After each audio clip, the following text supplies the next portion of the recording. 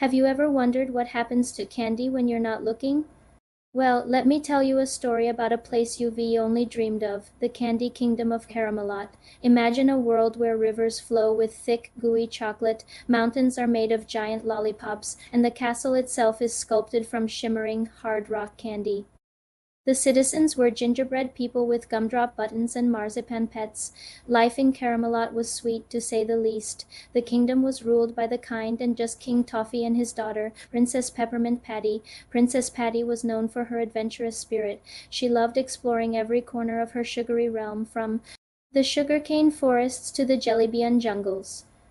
One evening, as the twin licorice moons rose in the sky, Princess Patty overheard two Sour Patch Guards whispering about an ancient legend, the curse of the midnight melt. The legend said that on the night of the 100th solstice, the entire kingdom would melt into a sticky puddle if the magical everlasting gobstopper wasn't placed atop the highest tower of the castle.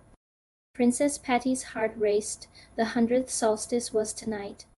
She rushed to her father, King Toffee, who sat on his throne looking worried. He confirmed the legend was true. Decades ago, a bitter sorcerer, Baron von Licorice, had stolen the everlasting gobstopper, hiding it in the perilous sour swamp beyond the kingdom's walls. He was jealous of Caramelot's sweetness and wanted it all to dissolve into a bland, flavorless mess. Many had tried to retrieve the gobstopper, but none had ever returned. Princess Patty knew she had to try. She wouldn't let her beautiful home melt away. Grabbing her trusty candy cane staff, she snuck out of the castle. Her journey began in the Whispering Wafer Woods, where the trees crumbled with every gust of wind. She had to be light on her feet, leaping from one sturdy cookie crumb to another.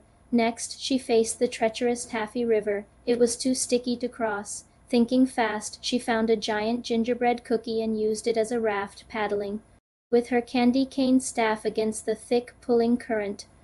Finally, she arrived at the edge of the sour swamp. The air was acidic, and the ground bubbled with tart green goo. In the center of the swamp, she saw it, a dark, twisted fortress made of black licorice that had to be Baron von Licorice's lair. As she tiptoed closer, a giant gummy serpent with sour sugar scales lunged at her from the murky depths.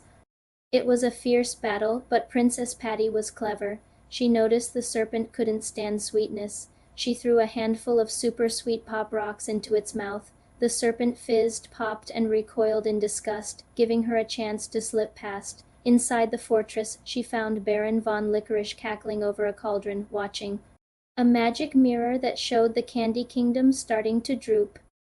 The castle spires were beginning to sag, and the gingerbread people were getting soft. The everlasting gobstopper was on a pedestal right behind him. The Baron turned, his licorice whip in hand. He wasn't going to make this easy. He lashed out, but Princess Patty was too quick. She used her candy cane staff to hook a nearby sack of powdered sugar, flinging it all over the Baron. He sputtered and coughed, blinded by the sweet dust. This was her chance. She grabbed the everlasting gobstopper. It pulsed with a warm, sugary light. As she ran from the fortress, she could feel the ground getting stickier. The curse was getting stronger. She raced back through the swamp and across the river, the kingdom's fate in her hands. Back in Caramelot, things were dire. The lollipop trees were bending, and the chocolate river was overflowing its banks.